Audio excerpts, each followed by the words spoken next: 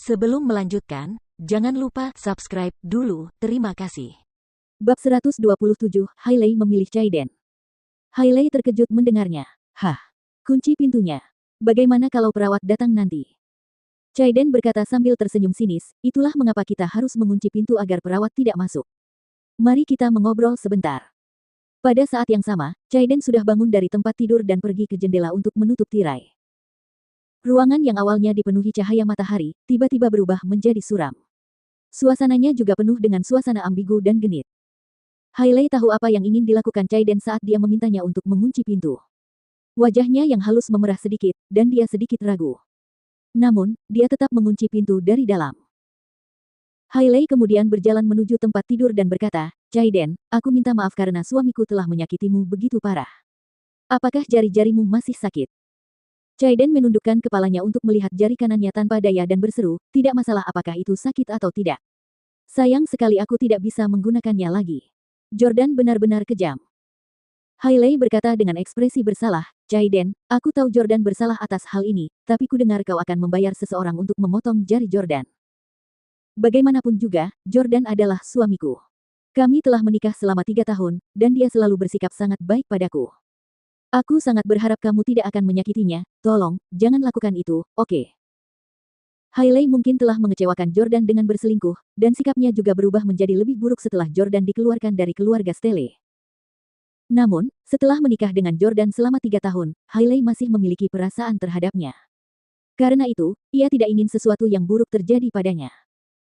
Lagi pula, dia tahu betapa hebatnya Jordan dalam bermain piano, dan akan sangat disayangkan jika dia kehilangan jarinya. Chaiden selalu berpura-pura menjadi pria terhormat di hadapan Hailey. Berpura-pura dan menipu orang lain adalah keahliannya. Chaiden berkata, Dewiku tersayang, apakah kau tidak cukup mengenalku? Bagaimana mungkin aku bisa melakukan hal yang begitu kejam kepada suamimu? Apakah itu berarti, rumor itu salah? Hailey mengira Chaiden adalah seorang keturunan keluarga kaya yang periang dan tampan, yang mungkin tidak sekejam itu. Chaiden tersenyum dan berkata, tentu saja itu tidak benar. Aku sengaja meminta saudaraku untuk menyebarkan rumor itu hanya karena aku mencoba menakut-nakuti suamimu agar tidak takut meninggalkan rumahnya. Padahal, aku sama sekali tidak mengirim siapapun untuk menghadapinya. Hailey bingung. Kau mencoba menakut-nakuti suamiku. Kenapa? Kenapa kau tidak ingin dia meninggalkan rumah? Chaiden memegang tangan Hailey yang halus dan lembut sambil tersenyum sinis. Menurutmu apa lagi alasannya? Tentu saja, karena aku tidak ingin dia mengganggu kita. Kalau dia tetap di rumah, kita bisa bertemu di luar setiap hari, kan? Hailey mempercayai perkataannya.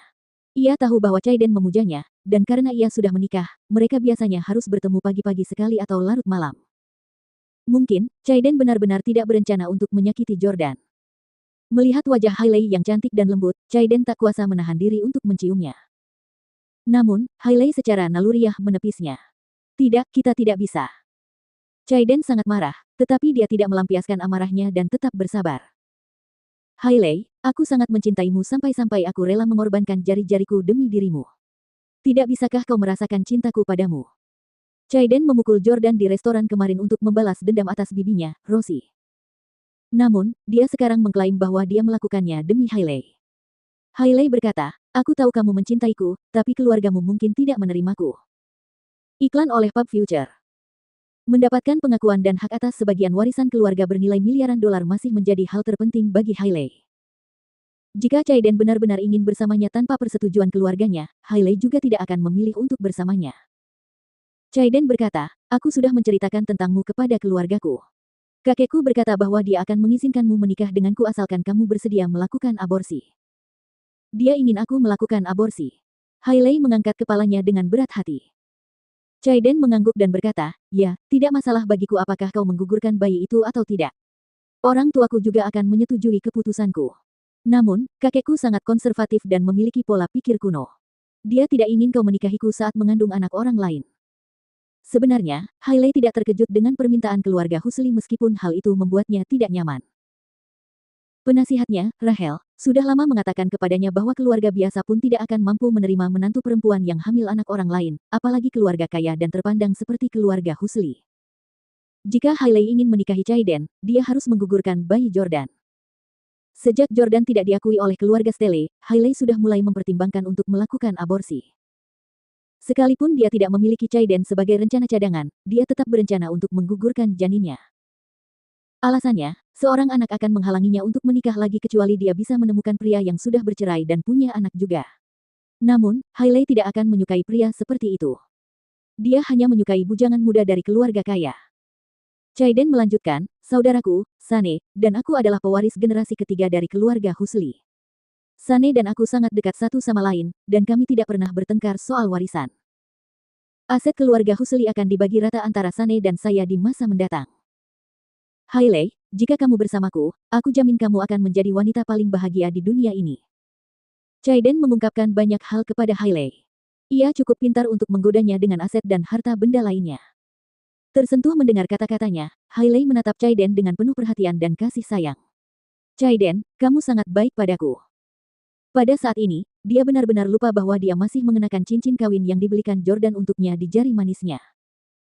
Chaiden sangat gembira, lalu mencium Hailey lagi, sambil tahu bahwa Hailey telah termakan umpannya. Kali ini, Hailey tidak mendorong Chaiden lagi dan malah menerima ciumannya. Perumahan kota baru. Sejak Hailey pergi, Jordan menjadi gelisah dan gelisah. Bagaimana mungkin dia bisa kembali tidur dengan tenang? Dia tahu bahwa Hailey dan Chaiden sudah pernah berhubungan sebelumnya. Dia juga yakin bahwa Hailey akan memanfaatkan kesempatan ini untuk bertemu lagi dengan Chaiden, kali ini dengan dalih meminta maaf kepada Chaiden atas namanya. Oleh karena itu, ia menelepon Pablo dan meminta Pablo untuk mengirim seseorang untuk membayangi Hailey sambil mengawasi dengan ketat situasi Chaiden di bangsal rumah sakit.